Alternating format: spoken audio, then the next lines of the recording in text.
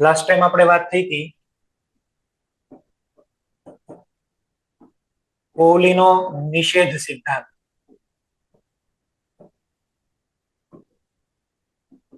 અચ્છા, અહીં આગળ આપણે વાત કરી હતી કે નિષેધ નિષેધ એટલે ના પાડી દેવી.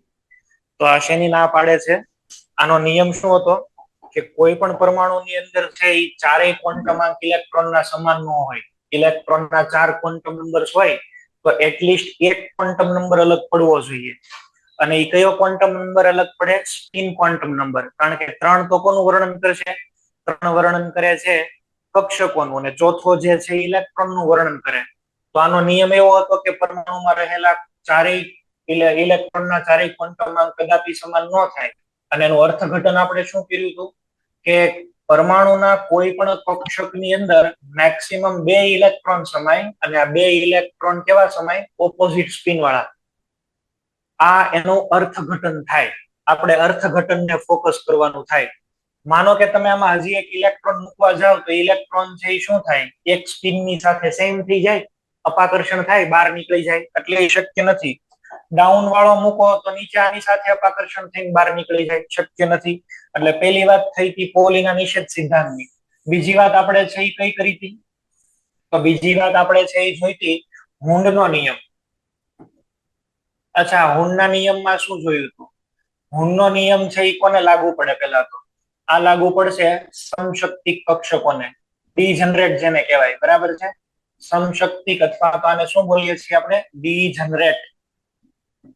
આનો નિયમ એવો હતો કે ડીજનરેટ કક્ષકમાં ઇલેક્ટ્રોન હંમેશા અયુગ્મિત રહેવાનો પ્રયત્ન કરે. આ એનું અર્થઘટન. અને નિયમ શું છે? ડીજનરેટ કક્ષકોમાં ઇલેક્ટ્રોન એવી રીતે ગોઠવાય કે જેથી તેની સ્પિનની વેલ્યુ મહત્તમ મળે અને સ્પિનની દિશા છે એ સમાંતર રહે. એવો એનો નિયમ હતો. એટલે આનું અર્થઘટન એવું થાય કે તમને મેં લખવા આપ્યું હોય P3, તો તમારે શું કરવાનું? અયુગ્મિત ઇલેક્ટ્રોન પેલા ફિટ કરવાના. 1, અહીંયા 2, અને પછી આ 3. P4 આપે તો પેરિંગ કોણ આવવાના, પછી પેલા વાંઢા જ રાખવાના. બધામાં એક એક વાંઢા આવે તો દુઃખ ન થાય, પણ તમે આવું કરી નાખો કે ડાયરેક્ટ ધડાધડી P4 માં આવું લખી નાખો તો એક ઘર ખાલી રહે અને એ મજા ન આવે. બરાબર? P4 તમારે છે એ કઈ રીતે લખવાના થશે? આ 1, અહીંયા 2, આ 3, અને હવે અહીંયા આગળ પેરિંગ. પેરિંગ આવી રીતે છે એ તમારે કરવાનું થાય. તો હુન્ડના નિયમમાં યુગ્મીકરણની વાત આવે છે. ઇલેક્ટ્રોનનું યુગ્મીકરણ થશે, પણ ક્યારે થશે? બધી જ કક્ષકોની અંદર એક એક અયુગ્મિત ઇલેક્ટ્રોન આવી જાય પછી. બરાબર છે? તો આને તમારે ધ્યાનમાં લેવું જોશે. નેક્સ્ટ બીજી આપણે છે વાત કરીએ આગળના નિયમની. તો હવેનો નિયમ જે છે એ છે આઉફબાઉનો સિદ્ધાંત.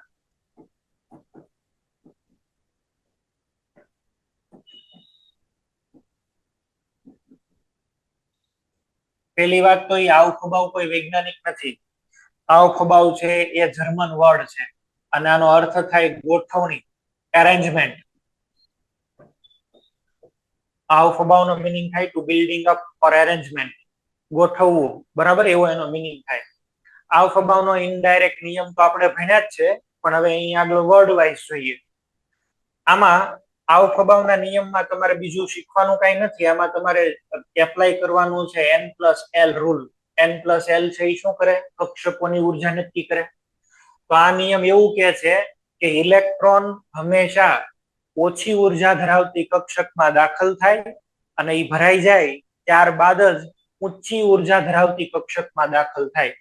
કોઈ પણ ઇલેક્ટ્રોન છે, માની લો કે અહીંયા n બરાબર 1, 2, 3 છે ને, if you will give opportunity to electron કે તારે ક્યાં જવું છે, તો એ પહેલા ક્યાં પ્રયત્ન કરશે? એ એવી ટ્રાય કરશે, it will try to remain very close to the nucleus. એ ન્યુક્લિયસ નો જેટલો શક્ય બને એટલો નજીક જવા પ્રયત્ન કરે. નજીક રહેતો લાભ વધારે મળે ને એટ્રેક્શન નો. બરાબર? આગેથી જોવો, નજીકથી જોવો, બેમાં ફેર પડે. તો એ નજીક રહેવાનો ટ્રાય કરશે. અને નજીક ક્યારે રહે? તો કે એનો N+L ની વેલ્યુ કેવી હોય? ઓછી.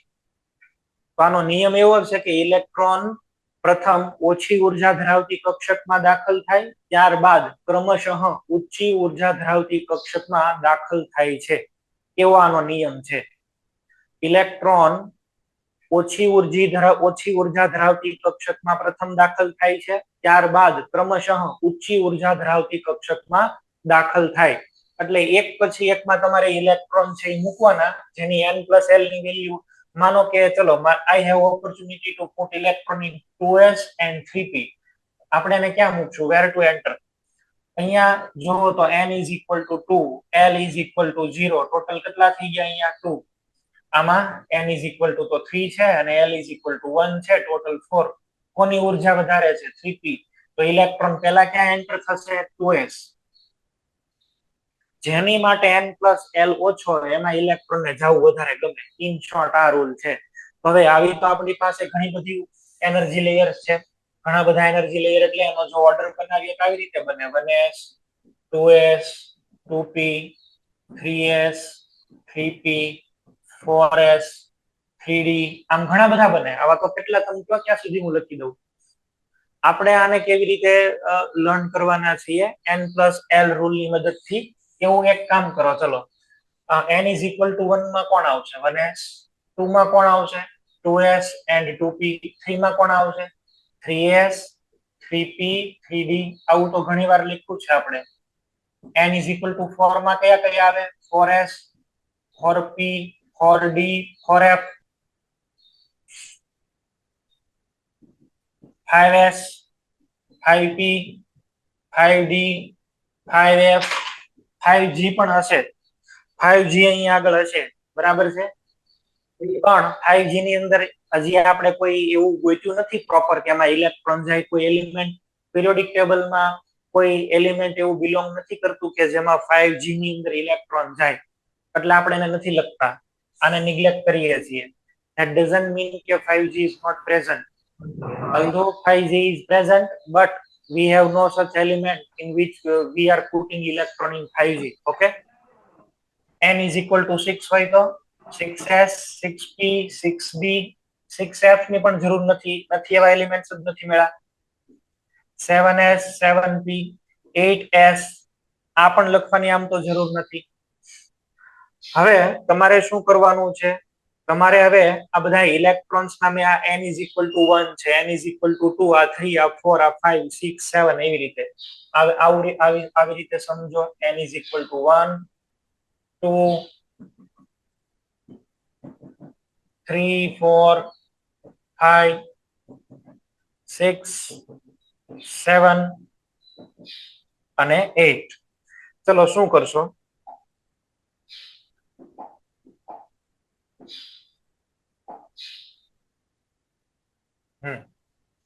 આમાં આપણે ઇલેક્ટ્રોન ને એન્ટર કરાવવાના છે. તો પહેલા તમારા ઇલેક્ટ્રોન એન્ટર થવા જોઈએ 1s માં. પહેલા તમારો ઇલેક્ટ્રોન ક્યાં એન્ટર થશે?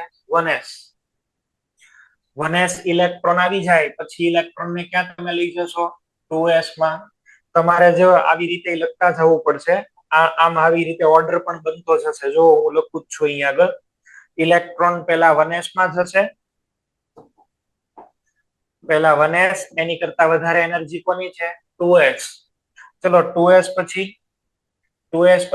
2p 2p પછી 3s. અહીંયા આગળ લખીએ 1s કરતા 2s ની એનર્જી વધારે, 2s કરતા 2p 2p કરતા વધારે એનર્જી કોની છે? 3s. ચલો આ પણ પતી ગયું. તો હવે નેક્સ્ટ, અચ્છા 3s પછી ઇલેક્ટ્રોન ક્યાં જશે? 3p 3p પછી 4s. તો અહીંયા આગળ લખું છું 3s 3s પછી ઇલેક્ટ્રોન 3p માં, 3p પછી કેમાં જાય છે? 4s. પછી 3d માં, 3d થી 4p 4p થી 5s. આવી રીતે લખતા જવાના છે.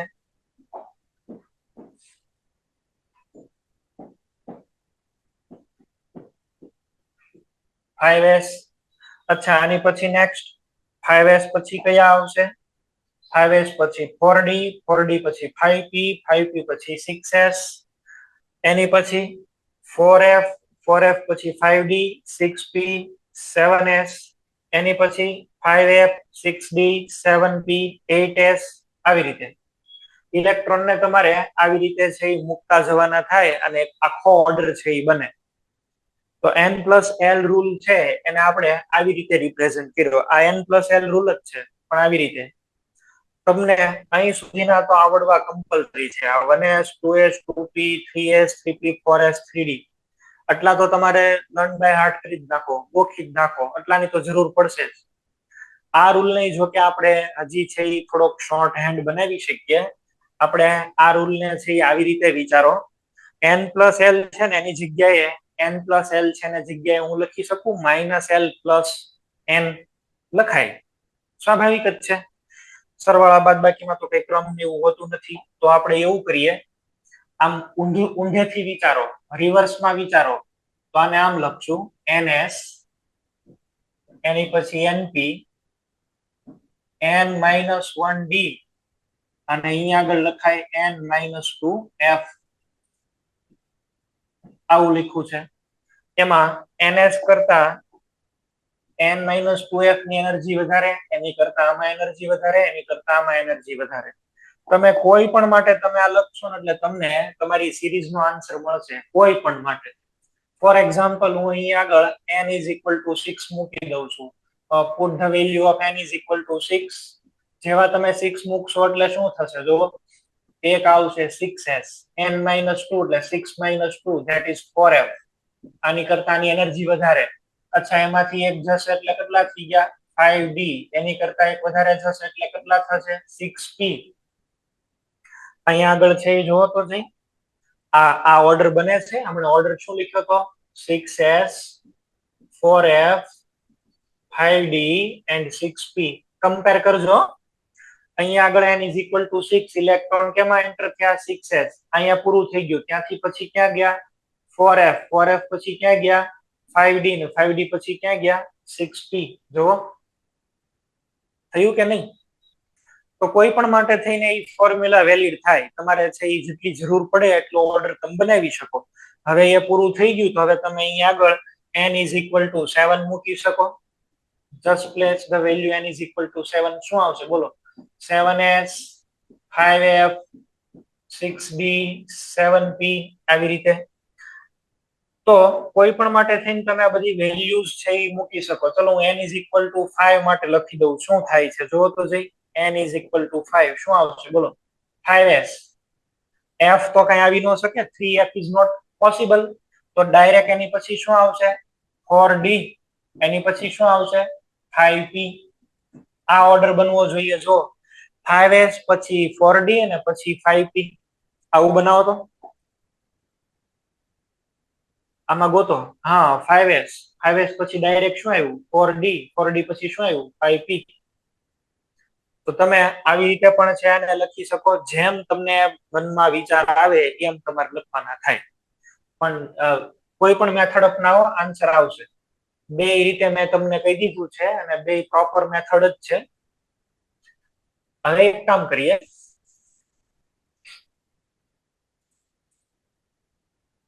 આપણને જનરલ ઓર્ડર તો આટલો ખ્યાલ છે. 1s કરતા એનર્જી કોની વધારે છે? 2s. then we have 2p, 3s, 3p, પછી 4s, 3d, 4p. આવી રીતે.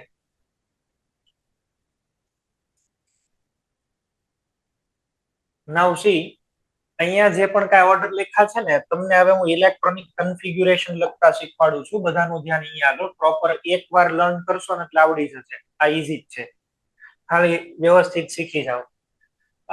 જો આપણને આપેલું છે હાઇડ્રોજનની કન્ફિગ્યુરેશન લખવાની છે. આ તો ધ્યાન રાખશો. બીજું શું ધ્યાન રાખશો?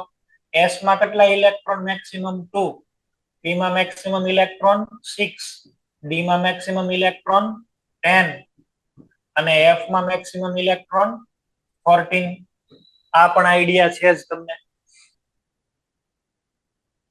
હવે ઇલેક્ટ્રોનિક કન્ફિગ્યુરેશન છે ને એ અલગ અલગ રીતે લખાય છે. પેલી જે આની મેથડ છે એમાં તમારે બધી કક્ષકોને બતાવવી જોઈએ. એને કહેવાય ઓર્બિટલ નોટેશન. નોટેશન એટલે એક પ્રકારની રજૂઆત થાય, ઓર્બિટલ નોટેશન. બીજી જે મેથડ છે એનું નામ છે બોક્સ ઓર્બિટલ મેથડ. આ બે હું લખીશ ને એટલે ઓટોમેટિક તમને આવડી જ જવાનું છે. આમાં કઈ નવું નથી. એકડા બગડા જ છે આ ખાલી. આ ચાઇનીઝ નથી. મને માની લો કે હાઇડ્રોજનની ઇલેક્ટ્રોનિક રચના લખવી છે તો હાઇડ્રોજન માટે Z ઇઝ ઇક્વલ ટુ શું છે 1. હવે 1 પ્રોટોન ન્યુક્લિયસમાં હોય તો 12 ઇલેક્ટ્રોનની કેટલા હશે 1. અને એ ઇલેક્ટ્રોન ને તમારે આમાં મૂકવાની શરૂઆત કરવાની. તો હાઇડ્રોજનની ઇલેક્ટ્રોનિક કન્ફિગ્યુરેશન થાય 1s1. અચ્છા, ઓર્બિટલ નોટેશનમાં કેમ લખાય? Z is equal to 1 hydrogen, તો એમાં તમારે કાયદેસર અહીંયા ઓર્બિટલ ડ્રો કરવાની, ઉપર લખવાનું 1s અને આ ઇલેક્ટ્રોન નામ બતાવવાનું. ફર્સ્ટ ઇલેક્ટ્રોન છે, તમે ડાઉન થી બતાવો કે અપ થી બતાવો, ઇટ ડઝન્ટ મેટર. બરાબર છે. ફ્રોમ એની ઇલેક્ટ્રોન આલ્ફા લ્યો કે બીટા લ્યો, જ્યાંથી શરૂ કરો ત્યાંથી એની હારે કોઈ લેવા દેવા નથી. ડાયરેક્ટ છે એ તમે લખો. જનરલી આપણે અપ સ્પિન વાળાથી સ્ટાર્ટ કરતા હોઈએ છીએ. એટલે Z ઇઝ ઇક્વલ ટુ 2 કયું છે? હિલિયમ. શું લખશું? ચલો 1s2. આમાં આપણે ડ્રો કરવું હોય તો Z is equal to 2 helium છે. આવી રીતે આપણે લખી શકીએ. જો ધીસ ઇઝ 1s, આ એક ઇલેક્ટ્રોન, આ બીજો ઇલેક્ટ્રોન. સેકન્ડ ઇલેક્ટ્રોન તો તમારે કમ્પલસરી ડાઉન સ્પિન વાળો લખવાનો છે. એ નહીં લખો તો violation of Pauli's exclusion principle. Pauli ના પાડી દેશે, બે સેમ સ્પિન વાળા નહીં રહી શકે સાથે. Z ઇઝ ઇક્વલ ટુ 3 કોણ છે? લિથિયમ. ચલો 1s અને 2s. s માં તો મેક્સિમમ બે જ સમાય ને, એટલે આ તો આનું ઘર પૂરું થઈ ગયું. હવે એમાં ઇલેક્ટ્રોન નો આવે. ટોટલ 3 મૂકવાના છે, તો 2s માં 1 લખી દો. લિથિયમ માટે 1s2 2s1.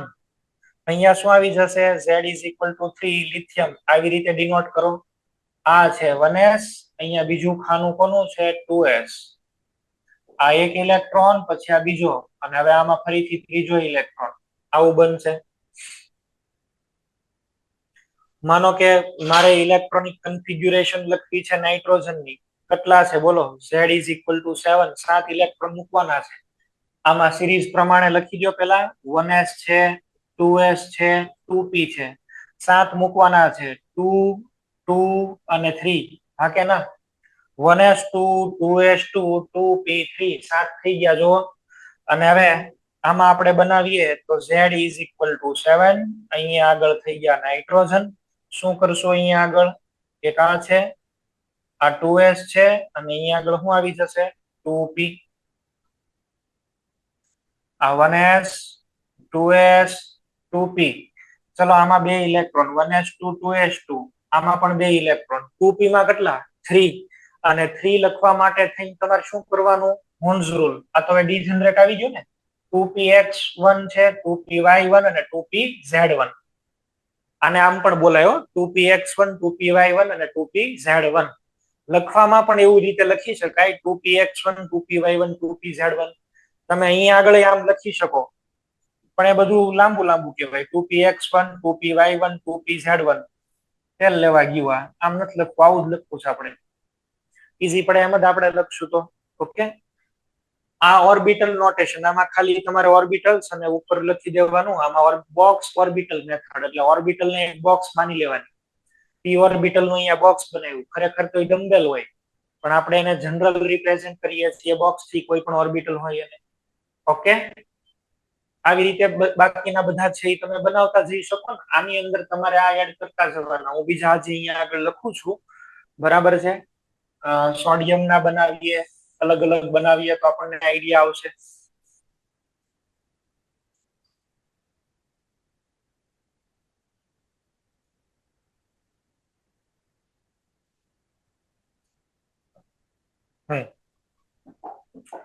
આપણે કોના બનાવીએ? સલ્ફર ના બનાવીએ. ચલો સલ્ફર. સલ્ફર નો કેટલો છે? 16. પછી જેને એટોમિક નંબર નહીં આવડતા હોય એને તકલીફ પડવાની છે. પછી એ નો કહેતા કે નથી આવડતા. એ તમારો પ્રશ્ન છે. 1s છે, 2s છે, 2p છે, 3s છે અને 3p છે. જરૂર પડે એટલા લખવાના. 3d 4s આવી રીતે લખતા જવાના. 1s2 2s2 2p6 આ થઈ ગયા. 1s2 2s2 2p6 કેટલા થઈ ગયા? 10. 3s2 ને 3p4 થઈ ગયા 16. જો સલ્ફર માટે 16 કરવાના હતા, એ થઈ ગયા. બોક્સ ઓર્બિટલ મેથડમાં તમારે પછી ડ્રો કરવાના બધા. ઓકે, હવે આ દર વખતે માની લો કે મારે ક્લોરીન ના લખવા હોય તો હું એક કામ કરું છું, પાછળના પેજ થી સ્ટાર્ટ કરું છું અને બધા જ એલિમેન્ટ્સ ની કન્ફિગ્યુરેશન લખતા જાઉં છું. એટલે એક આપણને આઉટકમ મળે. ચલો આપણે સ્ટાર્ટ કરીએ બેરેલિયમ થી. બેરેલિયમ નો કેટલો નંબર છે? 4. શું લખશું બોલો? 1s2 2s2 2p2 1s2 2s2 થઈ જશે, 4 ઇલેક્ટ્રોન એટલે પૂરા. 5 નંબરમાં આપણે જોઈએ boron 1s2 2s2 2p1 carbon એટલે 6. શું આવશે? 1s2 2s2 2p2. ચલો અહીંયા આગળ 7 એટલે નાઇટ્રોજન 1s2 2s2 2p3. આને 2p સ્ક્વેર અને 2p ક્યુબ ને એવું નથી વાંચવાનું હો, એવું ખોટું નહીં વાંચવાનું. 1s2 2s2 2p4. નવમું ફ્લોરિન 1s2 2s2 2p5. ચલો નિયોન 10. શું લખવું જોઈએ? 1s2 2s2 2p6. 11 sodium 1s2 2s2 2p6. પછી શું આવે? 3s1. ચલો મેગ્નેશિયમ માં 12. શું બનશે? 1s2 2s2 2p6 3s2. 1s2 2s2 2p6 3s2. ચલો અહીંયા આગળ આવશે 13. Al એટલે એલ્યુમિનિયમ. શું બનશે? 1s2 2s2 2p6 3s તો પૂરા થઈ ગયા. 3s પછી કઈ આવે બોલો? 3p1. આવી રીતે થશે ને? 1s 2s 2p 3s 3p પછી 4s 3d 14. આમાં silicon 1s2 2s2 2p6 3s2 3p2. ચલો નાઇટ્રોજન એની પછી આવશે ફોસ્ફરસ અહીંયા સામે, બરાબર? એની નીચે ફોસ્ફરસ. તો શું આવવું જોઈએ? 1s2 2s2 2p6 3s2 3p3. આ બધાની અંદર તમે જો તમારે દર વખતે આટલું તો લખવું જ પડે છે. આ 1s2 2s2 2p6 1s2 2s2 2p6 each and every time આપણે આવું તો લખીએ જ છીએ. આમાં બધામાં જોવો તો કોમન શું લખ્યું છે? 1s2 1s2 1s2. જો કોઈ આપણને આનો સબસ્ટિટ્યુટ મળી જાય, આને રિપ્લેસ કરાય એવું કઈ મળી જાય, neon argon krypton xenon radon, આ બધા નિષ્ક્રિય વાયુ છે. Helium neon argon krypton xenon અને રેડોન. આ હિલિયમ છે તો એની માટે Z = 2 આવે. નિયોન માટે છે એ કેટલા આવશે? 10. આ 2 છે. નિયોન 10 છે. આર્ગોન 18 છે. ક્રિપ્ટોન માટે 36. ઝેનોન માટે 54 ને રેડોન માટે 86. Okay. Helium neon argon krypton xenon અને રેડોન. હિલિયમ છે એમાં કેટલા આવી જશે? 10. હિલિયમમાં 2, નિયોનમાં 10, આર્ગોનમાં 18, ક્રિપ્ટોન 36, 54 ઝેનોન અને 86 એટલે રેડોન. માનો કે તમારે સોડિયમની ઇલેક્ટ્રોન રચના લખવી છે. સોડિયમ, તો સોડિયમ માટે Z બરાબર કેટલા છે? 11. તો તમે આમાં એવું કહી શકશો કે આની પહેલાનો નિષ્ક્રિય વાયુ કયો છે? જુઓ નિયોન. તો તમે એવું કહી શકો કે સાહેબ સોડિયમની ઇલેક્ટ્રોન રચના નિયોન જેવી તો ખરી જ, એટલે 10 ઇલેક્ટ્રોન આમાં જ આવી ગયા, 10 તો આની અંદર જ થઈ ગયા, અને ખાલી હવે તમારે લખવાનું રહે 3s1. એટલે ટોટલ 10 આમાં અને એક આની અંદર, ટોટલ કેટલા થઈ ગયા? 11. હું તમને એ અહીંયા આગળ શીખવાડવા માંગુ છું કે કયા ઇનર્ટ ગેસનો યુઝ કરવો. આને એવું બોલાય નિયોન કોર. આને આવું બોલાય neon core, CORE core. Neon core 3s1. ક્યાં કોરનો ક્યાં યુઝ કરવો ને એ તમને શીખવાડું છું. માની લો કે તમને પછી ફ્લોરિન માટે Z કેટલા છે? 9. તો ત્યાં નો ઠપકારાય નિયોન કોર. નિયોન તો 10 થી શરૂ થાય, તમારે લખવાની જ કોની? 9 ની. ત્યાં નો હાલે. 10 ને વટી જાવ ને પછી જ લખાય, 10 માં નો લખાય. માની લો કે તમને નિયોન ની કન્ફિગ્યુરેશન પૂછીને તમે આવું ઠપકારી ના હો કે નિયોન કોર, નો હાલે. નિયોન કોની જેવો દેખાય? તો કે નિયોન જેવો. એવું નો હાલે. બરાબર? તમારે શું કરવાનું છે? આ ક્યાંથી લાગુ પડશે બોલો? 11 થી. અચ્છા, આર્ગોન ક્યારથી એપ્લાય થાય? 19 નંબર થી. ક્રિપ્ટોન 37 થી એપ્લાય થાય, ઝેનોન 55 થી એપ્લાય થાય. આમ કરવાનું છે તમારે. અને આની પાછળ કયા લખવાના, હિલિયમ પછી હિલિયમ કોર પછી કોણ આવે, કયો કયો કોર ક્યાં લખવાનો છે, એની માટે થઈને ફરીથી આમાં આવી જાઓ. આપણે જે અહીંયા આગળ બનાવેલું છે ને આની અંદર આવી જાઓ. અહીંયા હવે હું આને જવા દઉં છું. અને હવે ઘડીક એક પર મૂકી આપણે. જો તમે શું કરશો, તમારે લોકોએ અહીંયા આગળ આ 1s પૂરું થઈ જાય, 1s એટલે આમાં 2 ઇલેક્ટ્રોન આવી જાય પછી નિયોન હિલિયમ લાગુ પડે. તો અહીંયા આગળ હું લખી દઉં છું હિલિયમ કોર.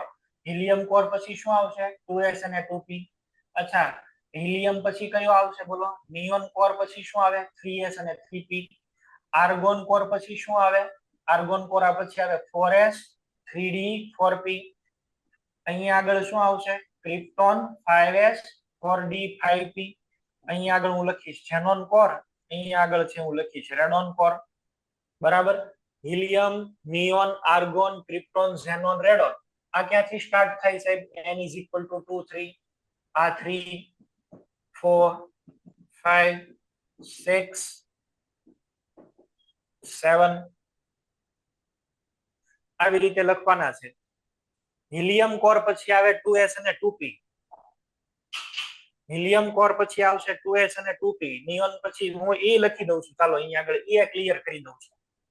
હિલિયમ કોર તમે લખો, હિલિયમ કોર, એની પછી તમારે શું લખવાના થશે? 2s અને 2p.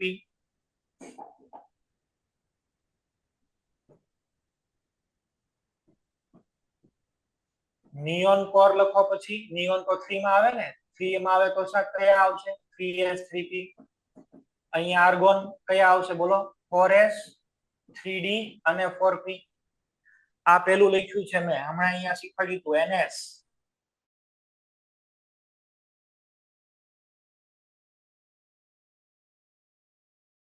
ચલો અહીંયા ક્રિપ્ટોન માટે 5 મૂકો, શું આવશે? 5s 4d 5p. અહીંયા ઝેનોન શું લખીએ? 6s. 6s પછી કયા આવશે?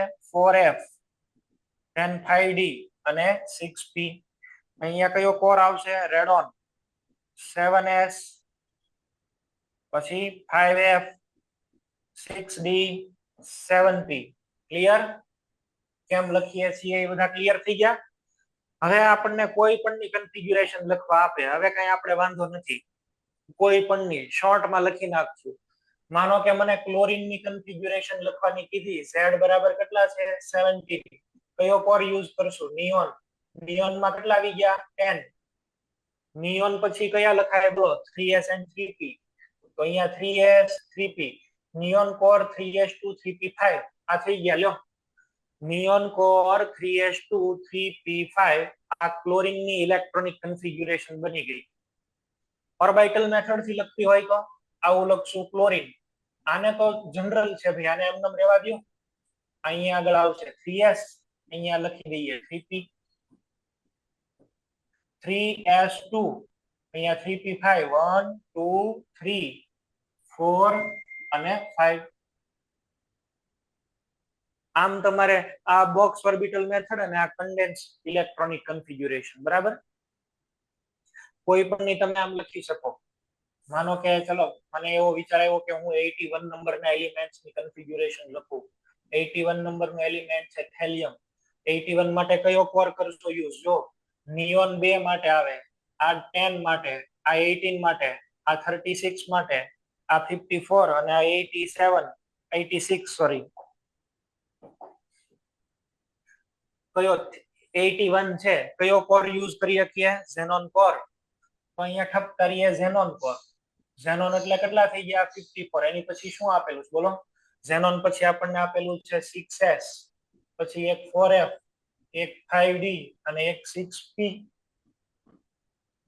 6s2 4f 14. f માં તો મેક્સિમમ 14 આવે ને. 54 ને 2 56 70. 70 ને અહીંયા આગળ 10 અને 1 81. તો થેલિયમની ઇલેક્ટ્રોનિક કન્ફિગ્યુરેશન આ બને. Xenon core 6s2 4f 14 5d10 6p1. આમ બનશે. હે અને લખવું હોય તો બીજું આમે લખી શકો ઝેનોન. અહીંયા ક્યાં લેવાના છે બોલો? અહીંયા આગળ હું લઉં છું 6s, એની નીચે હું લખી દઉં છું નિયમ. એવું નથી કે તમે આમ જ લખતા જાઓ, એવો કોઈ રૂલ નથી. 7 લેવાના છે, આ થઈ ગયા 4f. એની નીચે આપણે કેટલા લઈએ? 5d, એમાં 5 ખાના, 1 2 3 ને 4 ને 5. આ 1 2 3 4 5 6, આમાં 7 બનાવવાના છે ભાઈ. અને 6p, એમાં 3 ખાના.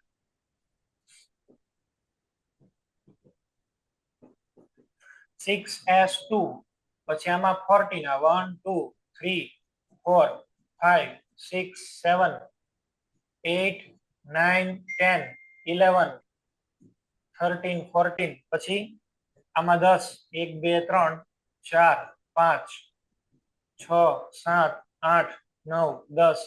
હવે કેટલા? 1. તો આવી રીતે પણ લખી શકો. અલગ અલગ ઇન શોર્ટ મેં અહીં આગળ તમને કીધા છે. તમારે અત્યારે હાલના ધોરણે આ આર્ગોન આવડે ને એટલે ઘણું ઘણું, અહીં સુધી આવડે એટલે ઘણું ઘણું છે. આગળ બાકી તમારે જરૂર પડશે ત્યારે તમે શીખશો. અત્યારે તો આપણે એટલાની જરૂર છે, આટલા યાદ કરીને તમારે રહેવાનું છે.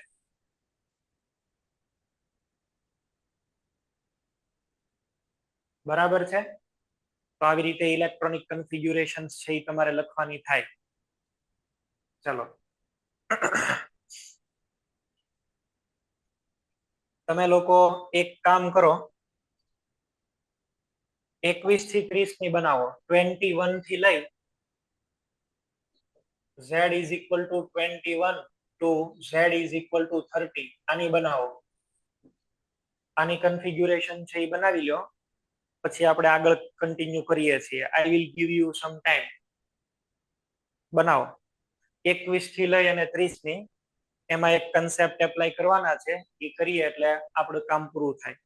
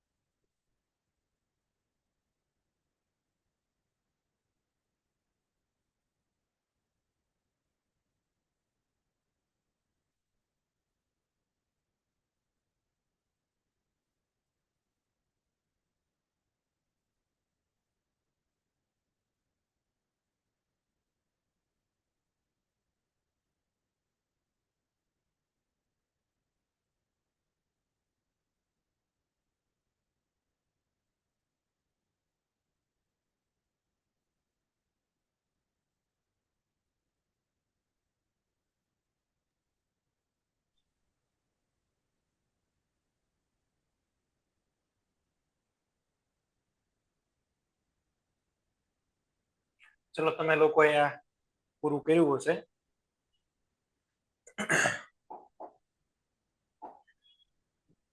કઈ રીતે આપણે આ લખવાના છે? જો 21 to 30, 21 નું એલિમેન્ટ કયું છે? સ્કેન્ડિયમ. ઇલેક્ટ્રોનિક કન્ફિગ્યુરેશન શું લખીએ બોલો? પહેલા તો આવશે આર્ગોન કોર, પછી 4s, અહીંયા આગળ 3d, argon core 4s2 3d1. આવી રીતે છે એ સ્ટાર્ટ થવું જોઈએ તમારું. Argon core 4s2 3d1. તમે આર્ગોન કોર 3d1 4s2 લખો એની હારે કોઈ લેવા દેવા નથી. આમાં કોઈ એવું નથી કે તમે આ જ ઓર્ડરમાં લખો. ચલો 22 કયું એલિમેન્ટ છે? ટિટાનિયમ. શું આવશે? Argon core 4s2 3d2. 23 vanadium. Argon core 4s2 3d3. 24 એમાં છે ક્રોમિયમ. અહીંયા આગળ છે આવી જશે આર્ગન કોર 4s2 3d4. 25 કયું એલિમેન્ટ છે? Mn. Argon core 4s2 3d5. આ જે લાસ્ટ ડિજિટ દેખાય છે ને બી ની અંદર ઇલેક્ટ્રોન્સ આવે છે. જો 2 છે એ તો બધા 4s માં જ જવાના છે. એની પછી નેક્સ્ટ આપણે અહીંયા આગળ લઈએ 26 Fe iron. Argon core 4s2 3d6. અહીંયા લખીએ 27 કોબાલ્ટ છે. Argon core 4s2 3d7. 28 इसके अंदर आएगा nickel. Argon core 4s2 3d8. પછી કઈ આવશે? 29 copper. Argon core 4s2 3d9. પછી છેલ્લે 30 ઝિંક.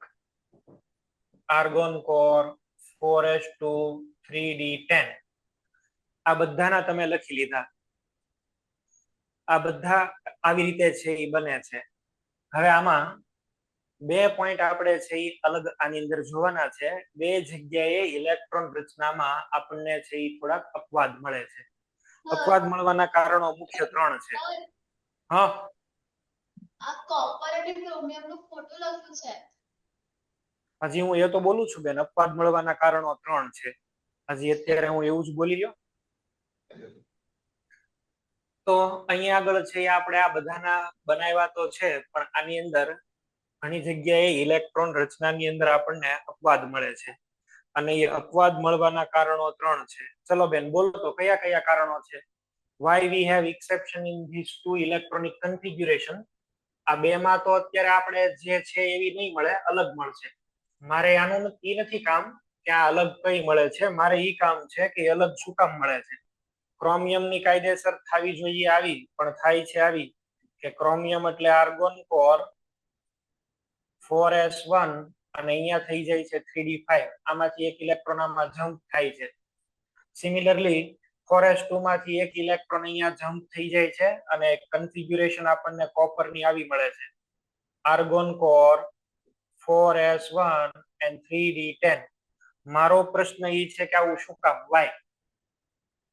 આ બે માં જ આવું કેમ થાય છે, બીજામાં નથી થતા? આમાં છે એ બે ઇલેક્ટ્રોન અહીંયા વયા જાય અને થઈ જાય, કેમ નથી થતા? બોલો.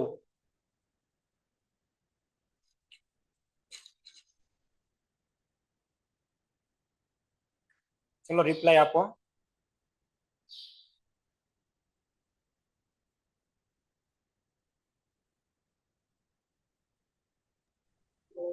સર અર્ધપૂર્ણ કક્ષા છે એટલે. અર્ધપૂર્ણ કક્ષા છે એટલે. ઓકે, એક ભાઈ કોઈ કે આપણને આન્સર આપ્યો છે. સરસ, એનો પ્રયત્ન સરસ છે. બીજા કોઈને આઈડિયા આવતા હોય તો? વધારે સ્થાયીતા મેળવવા. હે? સ્થાયીતા મેળવવા. સ્થાયીતા મેળવવા માટે.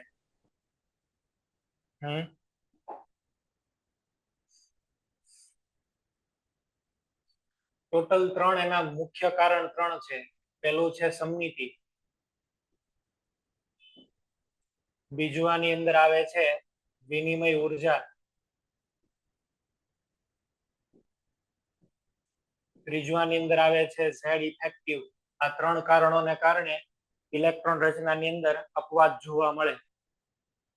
પહેલા હું તમને સમમિતિ વિશે માહિતી આપી દઉં છું. આ બે વિશે માહિતી હું બહુ થોડીક આપવાનો છું. વિનિમય ઉર્જા આમ તો આની નહીં આપું કઈ, કારણ કે તમારે ત્યાં ચેપ્ટરમાં તમે ભણવાના જ છો, એટલે મને એવું નથી કે હું તમારો ટાઈમ પછી ખોટો બગાડું. આપણને તો ઇલેક્ટ્રોનિક કન્ફિગ્યુરેશન આવડી જાય એટલે નેક્સ્ટ લેક્ચર થી આપણે આયુપી એક કેવું કંઈક શરૂ કરીએ અને પછી કેમિકલ બોન્ડિંગ સ્ટાર્ટ કરશું. આપણે આવું કરવાના છીએ. પિરિયોડિક ટેબલ તો તમને ત્યાંથી કરાવી દેશે એવી મારે વાત થઈ છે. આપણે આને જોઈએ. ઝેડ ઇફેક્ટિવ શું છે ને એની વાત કરી દઉં છું. ચલો, ઝેડ ઇફેક્ટિવ નો મિનિંગ એવો થાય કે અસરકારક કેન્દ્રીય વીજભાર. અસરકારક કેન્દ્રીય વીજભાર, આનો મિનિંગ તમે આવો સમજો. માની લો કે હું લિથિયમ ની વાત કરું તો લિથિયમના કેન્દ્રમાં 3 પ્રોટોન છે ને એની ઇલેક્ટ્રોન રચના શું થાય? 1s2 2s1. હવે આનો ન્યુક્લિયસ છે, આમાં 3 પ્રોટોન છે અને આ પેલું શક્તિ સ્તર છે, આ બીજું છે. 1s2 એટલે આમાં કેટલા આવેલા હોય? 2 અને 2s1 એટલે આમાં 1 ઇલેક્ટ્રોન. હવે ન્યુક્લિયસ તો છે આ બધાને ખેંચતું હશે. આ બે ઇલેક્ટ્રોન ને ખેંચશે, આ બહારના વાળાને ખેંચશે. બહારના વાળાને ઇલેક્ટ્રોન ને આ ન્યુક્લિયસ ખેંચે એટલે અંદરના આ બે ઇલેક્ટ્રોન છે એને મજા ન આવે. એને એવું થાય કે અમે બે અહીંયા આગળ છીએ અને તોય તું ખોટી બાર કુદ્રષ્ટિ પાડે છો, બીજારે સેટિંગ કરવા જાશો, એ આને મજા આવતી નથી. એટલા માટે આ બે ભેગા થઈને શું કરે? આ ઇલેક્ટ્રોન ને બહાર ધક્કો મારે, અપાકર્ષણ. આને ધક્કો મારે, ધક્કો મારીને થોડોક આગો મોકલી દે એટલે આની નજીક ન રહી શકે ને, નજીક બહુ આવવા ન દે. આ બે અંદરના ઇલેક્ટ્રોન છે ને એ શું કરે? આ પ્રોટોન તો બિચારા ફોર્સ મોકલતા હોય ત્યાં, પણ આ બે એને નલિફાઈ કરી નાખે, ન્યુટ્રલ કરી નાખે. અને એને હિસાબે આ ઇલેક્ટ્રોન ને તમે પૂછો ને તો ઇલેક્ટ્રોન ને એમ જ લાગે કે અંદર 2 જ પ્રોટોન છે. વાસ્તવમાં અંદર પ્રોટોન કેટલા છે? 3. અને 3 પ્રોટોન એનું ફોર્સ મોકલે છે બહાર, પણ અંદરના ઇલેક્ટ્રોન એના ફોર્સને ન્યુટ્રલાઇઝ કરી નાખે, ચાર્જને તટસ્થ બનાવી નાખે. 3 પ્રોટોન માંથી આ બે ઇલેક્ટ્રોન એક પ્રોટોન ને ખાઈ જાય, એના ચાર્જને ન્યુટ્રલ કરી નાખે. એટલે બે જ ઇલેક્ટ્રોન નું હવે જે ફોર્સ છે આને એટ્રેક્ટ કરી શકે. તો આ ઇલેક્ટ્રોન માટે અંદર પ્રોટોન કેટલા થયા? 2. તો આને બોલાય ઝેડ ઇફેક્ટિવ. આને કહેવાય અસરકારક કેન્દ્રીય વીજભાર. આ ન્યુક્લિયસ ને આ બે ઇલેક્ટ્રોન ઢાંકી દે, પૂરેપૂરા ઢાંકી દે. ઢાંકી દે એટલે એના ચાર્જ ને તટસ્થ કરી નાખે. વાસ્તવમાં પ્રોટોન હોય એની કરતા બાર ફોર્સ કઈક અલગ પોગે અને ઈ વેલ્યુ ને આપણે છે શું બોલીએ છીએ? Z effective. ઈ પણ એક ઇલેક્ટ્રોન રચના બદલાવા માટે જવાબદાર કારણ છે. કેવી રીતે ઈ વર્ક કરે છે એ તમે પછી શીખજો, પણ એક આ કારણ છે. બીજું વિનિમય ઉર્જા છે. વિનિમય ઉર્જા વિશે પણ તમારે ભણવાનું આવવાનું છે. એક્સચેન્જ એનર્જી એવું એને બોલાય, કેટલા એક્સચેન્જ થાય એ બધું. અને પેલું કારણ છે સમમિતિ. સિમેટ્રીને લીધે થઈને છે ને કોઈ પણ સબસ્ટન્સ છે ને ઈ ઇઝીલી સ્ટેબલ થઈ શકે. માનો કે મારી પાસે D4 કન્ફિગ્યુરેશન છે એટલે આ તમારું ન્યુક્લિયસ. આમાં 5 ડી કક્ષકો, આ 1, અહીંયા 2, આ 3, અહીંયા 4 અને અહીંયા આગળ 5. હવે D4 માં તમે આ બધાને એક ઇલેક્ટ્રોન આપો ને આને ઇલેક્ટ્રોન નો આપો તો ન્યુક્લિયસ થી આ પૂરેપૂરો એટ્રેક્ટ ન થાય. આ બહુ આમ દૂર દૂર રહેતો હોય. 4 ઇલેક્ટ્રોન ઉપર તો ફોર્સ લાગે છે પણ એક ઉપર ફોર્સ નથી લાગતું એક કક્ષકમાં. તો આ જે છે એ અનસિમેટ્રિકલ કહેવાય. માની લો કે D4 ની અંદર થી હું કરી દઉં છું D5.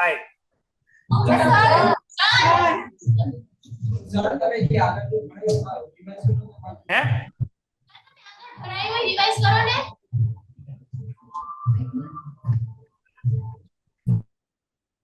શું કરું? અવાજ કોઈ એક જણ બોલો તો મને આઈડિયા આવે. સર રિવાઇઝ કરાવો ને, આગળ ભણાવ્યું એ. આ વાળું, આ વાળું.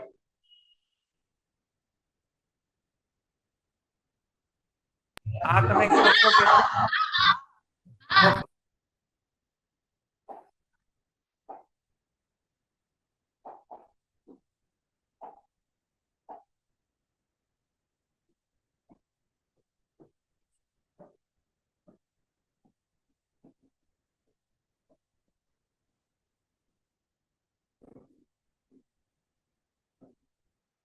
અસરકારક કેન્દ્રીય વીજભાર આવવાનું નામ છે, અંગ્રેજીમાં એને બોલાય ઝેડ ઇફેક્ટિવ.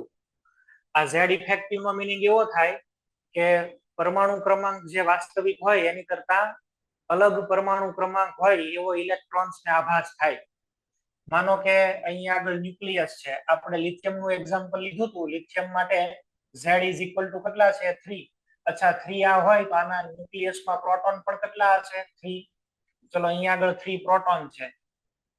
હવે આની કન્ફિગ્યુરેશન આપણે લખવી હોય લિથિયમની તો શું લખીએ બોલો? 1s2 2s1. હવે 3 પ્રોટોનમાં ફર્સ્ટ શેલમાં અંદર 2 ઇલેક્ટ્રોન.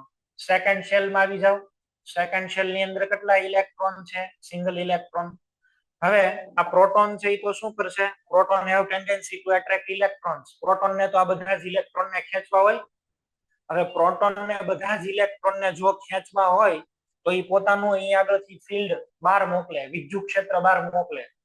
બરાબર, દરેકને પોતાનું એક ઇલેક્ટ્રોન ને પ્રોટોન ને વિદ્યુત ક્ષેત્ર હોય. એ વિદ્યુત ક્ષેત્રથી આને ખેંચતો હોય, આકર્ષણ આપતો હોય. બરાબર, આને એટ્રેક્ટ કરતો હોય. હવે આને ખેંચે છે ને એમાં બળતરા આ બેની અંદરથી શરૂ થાય કે અમે બે નજીક છીએ તો અમને વધારે લાભ આપો. એમ અમે બે અહીંયા આગળ છીએ તો અમને વધારે લાભ મળવો જોઈએ. આને તમે ખોટો ન્યાય બોલાવા જાવ છો. એટલે એ શું કરે? એ આ બે ઇલેક્ટ્રોન ને અપાકર્ષણ આપે બહારથી, અને એ ઇલેક્ટ્રોન ને થોડોક આઘો કરી દે. બરાબર છે, એ છે એ અંદરથી એને આઘો કરી દે. એટલે હવે થાય એવું કે આ જે ઇલેક્ટ્રોન લાસ્ટ વાળો છે એ આનીથી પૂરેપૂરો એટ્રેક્ટ નહીં થાય, નેટ ફોર્સ પૂરું નહીં લાગે. અંદર પ્રોટોન કેટલા છે? 3. પણ આ ઇલેક્ટ્રોન ને એમ લાગે કે અંદર ખાલી 2 જ પ્રોટોન છે. Only 2 protons are available to attract me. ખરેખર અંદર 3 પ્રોટોન છે, પણ 3 પ્રોટોન નું જે વિદ્યુત ક્ષેત્ર હોય એ આ બે ઇલેક્ટ્રોન કટ કરી નાખે. અહીંથી તો આ બિચારો 3 પ્રોટોન ને જ મોકલતો હોય, પણ ભ્રષ્ટાચાર થઈ જાય વચ્ચે. બરાબર છે, ઉપરથી કોક છે એ મોકલે, ગવર્મેન્ટ માની લો કે નક્કી કરીને મોકલે શર્ટ, તો ઓલા ગરીબ માણસો પાસે તો ખાલી બટન જ પોગે. બરાબર, એક કાપડ લઈ જાય ને એક બધું જાત જાતનું ખેંચતો જાય, કોલર લઈ જાય ને એવું બધું એક લેતો જાય. તો એની પાસે તો સાવ કઈ ફોર્સ પોગતું જ નથી. અંદરના જે કઈ ઇલેક્ટ્રોન છે ને, અંદરના ઇલેક્ટ્રોન એ ન્યુક્લિયસના ફોર્સ ને છે ને તોડી નાખે છે.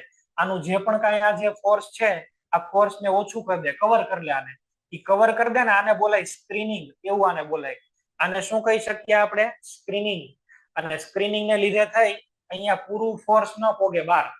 બરાબર, પૂરું ફોર્સ છે એ બહાર ન પોગે. અમુક નથી પેલા પારભાષક કાચ આવતા, તમને એવું ખબર પડી જાય કે બાર કોક છે, પણ કોણ છે એ ન ખબર પડે. એની જેમ પૂરેપૂરું અહીંયા આગળથી છે એ વિઝન ન જાય, આધું અધૂરું જાય. એના હિસાબે આ ઇલેક્ટ્રોન છે એ વીકલી બાઉન્ડ થાય. આ ઇલેક્ટ્રોન છે એની ઉપર ફોર્સ કેવું લાગે છે? વીક. આની ઉપર ઓછું ફોર્સ લાગ્યું, અને ઓછું ફોર્સ લાગે છે, પૂરેપૂરું ફોર્સ નથી લાગતું. એને હિસાબે માની લો કે આ ઇલેક્ટ્રોન છે આ n is equal to 3 છે, અહીંયા તો n is equal to 1, n is equal to 2, n is equal to 3. તો આ ઇલેક્ટ્રોન ને તમે થોડી ઘણી એનર્જી આપો તો એ ઠેકડો મારી નાખો એવા વયો જઈ શકે. અહીંયા તો ઓલરેડી ફોર્સ બહુ ઓછું છે, તો એને તમારે રિમૂવ કરવો હોય ને તો ઈઝીલી રિમૂવ થાય. આને રિમૂવ કરવો હોય તો ન થાય, ડાયરેક્ટલી કોન્ટેક્ટમાં છે. આને રિમૂવ કરવો હોય તો ઈઝીલી રિમૂવ થાય. બરાબર, આને બોલાય ઝેડ ઇફેક્ટિવ. હા, સ્ક્રીનિંગ અને શિલ્ડિંગ બંને એક જ થાય? શું કહો છો?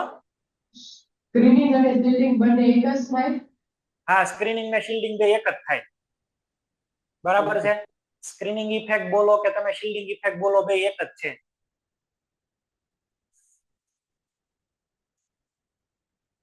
એટલે આને લીધે થઈને છે ને અંદરના ઇલેક્ટ્રોન બહાર તરફ જઈ શકે. આપણે આ કહેવા માંગીએ છીએ, જો અહીંયા આગળ તમને આ ક્લિક થવું જોઈએ. આ જે છે ને તરત આમાં જઈ શકવાનું કારણ શું છે? Z effective. આમાં જાય છે એનું કારણ શું છે? Z effective. એટલે ઇલેક્ટ્રોન એકબીજાના શેલમાં એન્ટર થઈ શકે. ઈ શેલમાં જવાની પરમિશન તો જોવે ને, બોર્ડર તો ક્રોસ કરવી ને. ઈ બોર્ડર ક્રોસ આ કરાઈ દે ઝેડ ઇફેક્ટિવ. આની સાથે આપણે અત્યારે કોઈ લેવા દેવા નથી. આપણે તો અત્યારે સમમિતિ સાથે લેવા દેવા છે. સમમિતિમાં મેં તમને વાત કરી, આ તમારું ન્યુક્લિયસ છે. ટોટલ 5 ડી ઓર્બિટલ છે. 4 માં ઇલેક્ટ્રોન રાખો ને 1 માં ઇલેક્ટ્રોન ન રાખો તો આને અસમમિત કહેવાય. આને છે એ શું બોલાય? અસમમિત. માની લો કે તમારી પાસે આમ છે 4s2 3d4, તો આમાં d ની અંદર 4 જ છે. આ સમમિત. એક ઇલેક્ટ્રોન ને આમાં ટ્રાન્સફર કરી દો એટલે કે તમે બનાવી નાખો 4s1 અને 3d5. જેવો d5 બની જશે એટલે હવે આની અંદર સમમિતિ આવી જશે, બરાબર. અને જેવી છે અહીંયા આગળ સમમિતિ આવી જાય, તમે જોવો બધાની અંદર એક એક ઇલેક્ટ્રોન છે એ મૂકી દો. આ 1 2 3 4 5. હવે એકદમ હરખું ફોર્સ ઓફ એટ્રેક્શન લાગે. આમાં પહેલા હરખું ફોર્સ ઓફ એટ્રેક્શન નહોતું.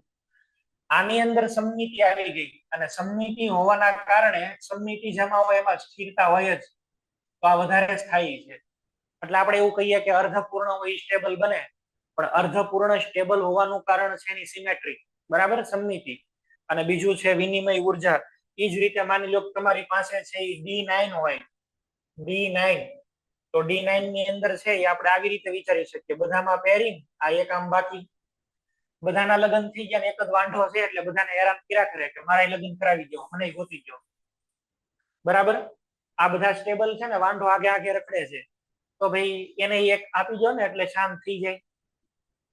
એટલે અહીંયા આગળ એને પરણાવી દઈએ એટલે શાંત થઈ ગયો, સ્ટેબલ બની ગયો, સિમેટ્રી આવી ગઈ. તો સિમેટ્રી, વિનિમય ઉર્જા, આ બધું છે એ ભેગું થઈ અને સ્ટેબિલિટી છે એ પ્રોવાઈડ કરે. તમે લોકો એને આવું બોલો છો કે ભાઈ D5 અને D10 એ અર્ધપૂર્ણ અને પૂર્ણ ભરાય એટલે સ્થાયી, પણ એની પાછળના 3 કારણો આપણે છે એ જવાબદાર અહીંયા આગળ જોયા. એટલે ક્રોમિયમ અને કોપરની ઇલેક્ટ્રોન રચના તમે માનો છો એવી નથી થતી, પણ કંઈક અલગ થાય છે. બીજા 2 કારણો છે એ તમે ભણવાના છો સ્ટ્રક્ચર ઓફ એટમમાં, એટલે એની કઈ આપણે ડિસ્કશન નથી કરતા. આપણને તો મેઇન ઇલેક્ટ્રોન રચના લખતા આવડે એનું કામ હતું, તો ઇલેક્ટ્રોનિક રચના લખતા આપણે શીખી ગયા. આ ઇલેક્ટ્રોનિક રચના શીખી ગયા. હવે આવતા લેક્ચરમાં મોસ્ટ પ્રોબેબલી આપણે આયોનિક કમ્પાઉન્ડ ને એવું બનાવતા શીખવાના છે. પહેલા આયન્સ ની ઇલેક્ટ્રોન રચના અને પછી આપણે અલગ અલગ આયોનિક કમ્પાઉન્ડ છે, કોવેલેન્ટ કમ્પાઉન્ડ છે, એ કેવી રીતે બને છે એ આપણે શીખવાના છીએ. આજના લેક્ચરમાં આપણે એટલું રાખીએ છીએ. તમને કઈ પ્રોબ્લેમ, ડાઉટ હોય તો બોલી જાઓ, નહીતર પછી આપણે નેક્સ્ટ લેક્ચરમાં આગળ કન્ટિન્યુ કરીએ. બોલો.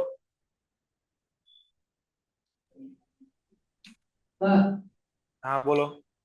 ત્રીજું ચેપ્ટર અહીંથી સેન્ટર પરથી લેવાના છે. બીજું ચેપ્ટર? બીજું નહીં સર, ત્રીજું. અચ્છા, પીરિયોડિક ટેબલ. હા. ના ના, અહીંથી હું નથી લેવાનો. આ ચેપ્ટર હું ડીલ નથી કરવાનો. તમને જે તે જગ્યાએથી લઈ જશે. એટલે તમારું જ્યાં સેન્ટર હશે ત્યાંથી ઓનલાઈન નહીં ચાલે, એ ઓફલાઈન ચાલશે. ઓકે. મારું બહુ ક્લિયર છે. હું તમને છે એ કહી દઉં છું કઈ સિક્વન્સમાં હું જાશ. આ મારે ઇલેક્ટ્રોનિક રચના પૂરી થાય, ઇલેક્ટ્રોન રચના પૂરી થાય એટલે હું તમને આયનો ને એ બધું શીખવાડવાનો છું. આયન છે એ મારા પૂરા થાય. આયન એટલામાં ઓક્સિડેશન નંબર ને એવું બધું મારે તમને લર્ન કરાવવાનું છે. આ આયન્સ વાળું મારું પૂરું થાય એટલે પછી પહેલા હું તમને શીખવાડવાનું છું IUPAC. આ 2 ટોપિક હું લઈશ ત્યાં સુધીમાં મોસ્ટ પ્રોબેબલી સેન્ટરમાં ચેપ્ટર નંબર 3 પૂરું થઈ ગયું છે. ચેપ્ટર નંબર 3 સેન્ટરમાં પૂરું થઈ જશે. IUPAC ટોપિક હું પૂરો કરીશ પછી છે હું સ્ટાર્ટ કરવાનું છું chapter number 4 chemical bonding. Chemical bonding પૂરું થાય પછી આપણે સ્ટાર્ટ કરી દેવાના છીએ ઓર્ગેનિક કેમિસ્ટ્રી.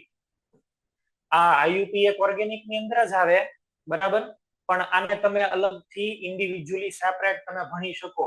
એટલે પહેલા હું આયન્સ કરાવીશ, પછી આ કરાવીશ, અને મીનવાઇલ તમારા સેન્ટરમાં ચેપ્ટર નંબર 3 પૂરું થઈ જવું જોઈએ ત્યાં સુધીમાં. આમ તો અમારે ચેપ્ટર 3 ઓફલાઈન ભણવાનું છે.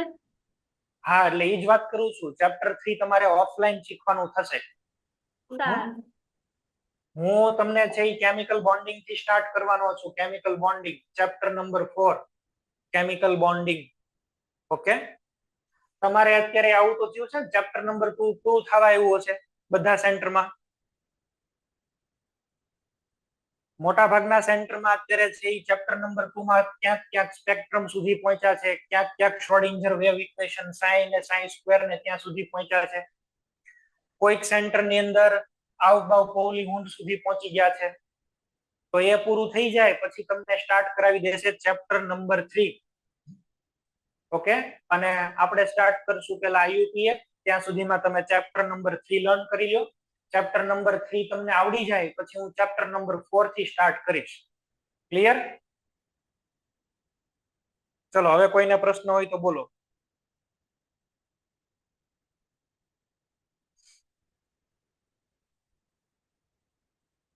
ઓકે, તમે લોકો હોમવર્ક ની અંદર 1 2 લઈ અને 30 સુધીની ઇલેક્ટ્રોનિક કન્ફિગ્યુરેશન ની પ્રેક્ટિસ કરજો. ઓકે, ઇલેક્ટ્રોનિક કન્ફિગ્યુરેશન ની પ્રેક્ટિસ કરવાની છે. આટલું આપણે રાખીએ છીએ. નેક્સ્ટ લેક્ચરમાં આયન્સ ની કન્ફિગ્યુરેશન જોશું. બધાને હવે જો કે નાનું વેકેશન પડી જાય છે 4 એક દિવસનું, બરાબર છે. હેપી જન્માષ્ટમી. આટલું રાખી દઈએ છીએ. Thank you.